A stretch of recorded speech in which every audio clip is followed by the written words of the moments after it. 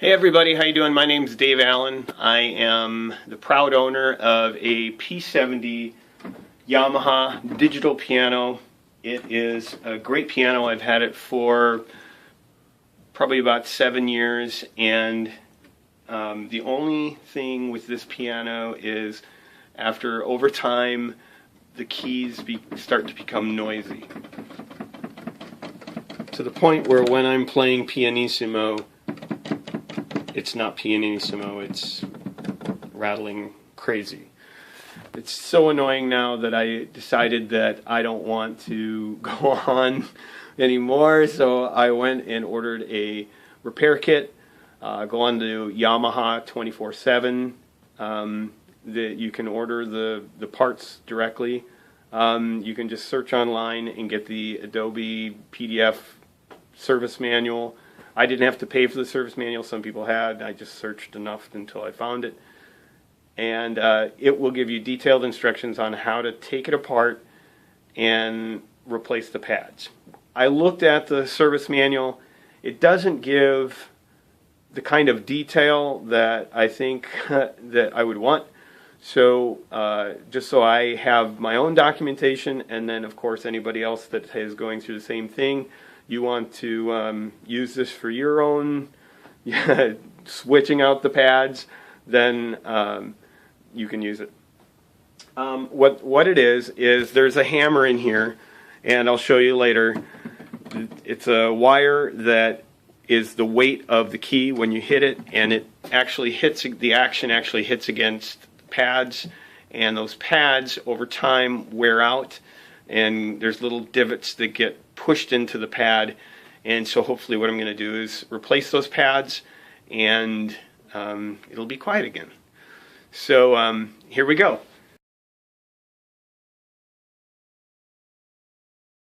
Okay, so the first step, of course, is to get the parts.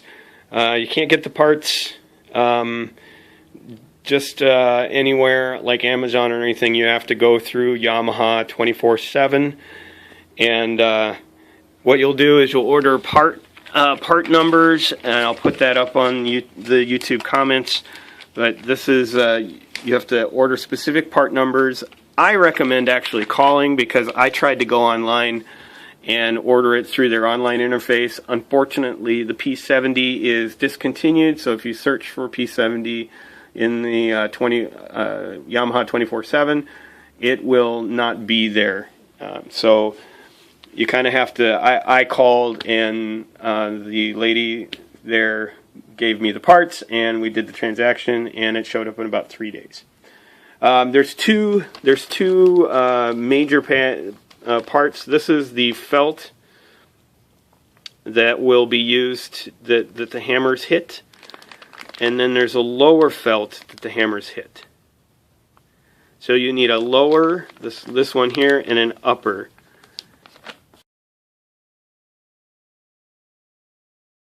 The manual says the first thing you got to do is unscrew. There are, believe it or not, 72 screws.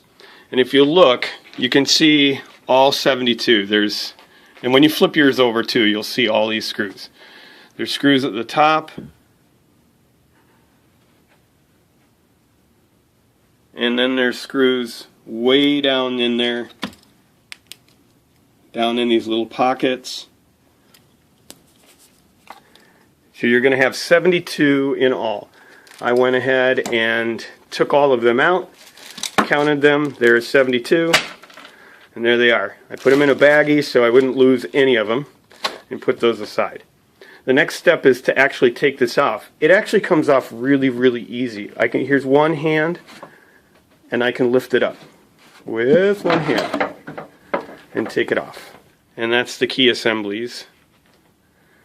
And the thing that's going on, if you can look, you see that the felt has been basically beaten in by the weight of the action. Basically, the key is depressed right now, so it would be normally resting like that when it's upright, when it's flipped over, and then when you would press the key down, it would do that, and then it rests back down. So over time, that You can even just hear it. It's just kind of been compressed, and therefore there's not much padding in there. Also, you'll notice that there's a little bit of the keys that you play the most. You can see a little bit of divoting there in the pad on the, I guess that would be the upper pad. The one on top here, since it's upside down, is the lower. That is the upper. So the first thing, after you've taken the cover off, the service manual says to take off this circuit board so that you can basically release this ribbon, which is going to allow you to pull the entire assembly out, hopefully. So the weird thing about this that I wanted to document is that these plugs are not plugs, they are terminators.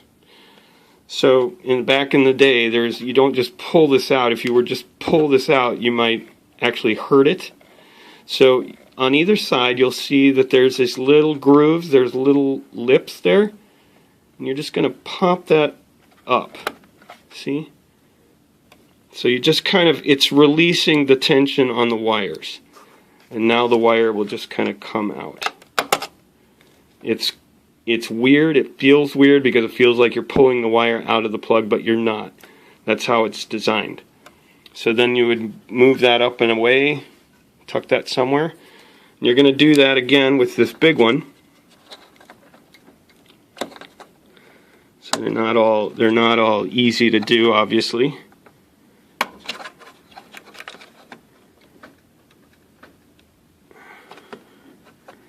There's one, did one. Probably do this easier, I'm sure there's a tool. Okay, they're both up, and I just pull it out. So and now the trick is to be very careful with these because it's been a while. These have been sitting like that for a long time. Plastic hardens over time, so take your time doing this. The next thing to do is take the 4 screws out. You're going to take this one out, that one out, over here, and over there, and over there. Okay, so I've taken out the circuit board, and I just unscrewed the 4. Like I showed you before, I undid the 2 things, and then I just pulled this out. It feels like you might break it, but you're not going to. It's a self-contained cord that's not going to, the leads aren't going to break. It would just go into that one here. So the next thing we got to do is take this plate off and take that plate off so that this cable can... Okay, so we've removed the circuit board, the 2 plates. There are some wire catches too. Don't forget to put those aside. I removed the screws out of this plate, and we'll zoom over here. And I removed the screws out of this plate. And at the end of the day, I am just meticulous, so I put all the screws in here. I have a circuit board, I have 2 plates and 2 wire wraps. Set those aside on a towel, and we'll proceed.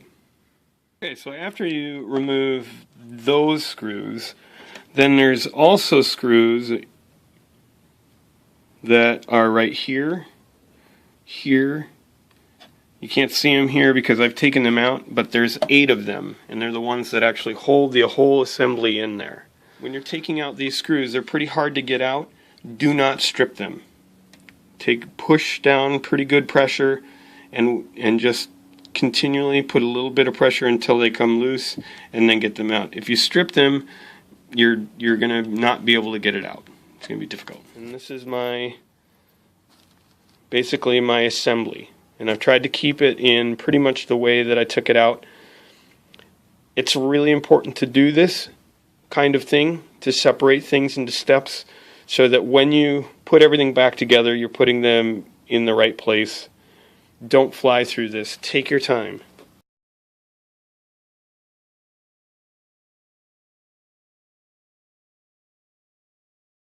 Hey everybody, how you doing? My name's Dave Allen. I am the proud owner of a P70 Yamaha digital piano It is a great piano. I've had it for probably about 7 years, and the only thing with this piano is over time the keys start to become noisy, to the point where when I'm playing pianissimo, it's not pianissimo, it's rattling crazy. It's so annoying now that I decided that I don't want to go on anymore, so I went and ordered a repair kit. Go on to Yamaha 24/7. That you can order the parts directly.